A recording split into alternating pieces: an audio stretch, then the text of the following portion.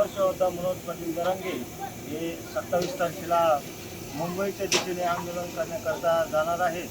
त्याकरिता सर्व महाराष्ट्रातून जे समाज बांधव येत आहेत त्या समाज बांधवाची जेवणाची व्यवस्था व पिण्याच्या पाण्याची व्यवस्था साष्टुंब गावातील सर्व समाज बांधवांनी केलेली आहे। एकूण सध्या इथे पुरी करण्याचा कार्यक्रम चालू आहे।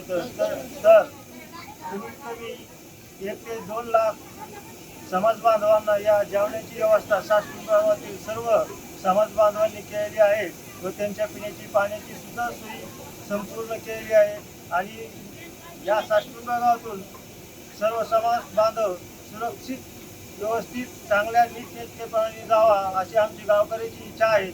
कोणत्याही प्रकारची साष्टुंब गाव नगरीत अडचण भासू देणार नाही अशी आमची साष्टुंब गावच्या वतीनं मी सर्वांना विनंती करतो। जय शिवराय।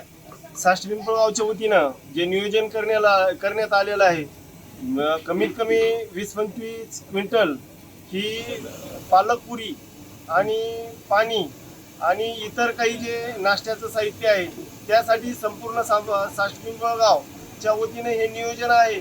निश्चितच साष्ट पिंपळगावमध्ये अगोदरच्या दिवशी सुद्धा मुक्कामाची ज्या काही गाड्या येतील त्यांची सुद्धा या ठिकाणी संपूर्ण पिंपळगाववासीय त्याची सोय करणार आहेत। यामध्ये एकूण जर पाहिलं तर आपला जो समाज महाराष्ट्रातून येणार आहे कोणीही उपाशी या ठिकाणी जाऊ नये अशी या ठिकाणी आपण पूर्ण तयारी करत आहे।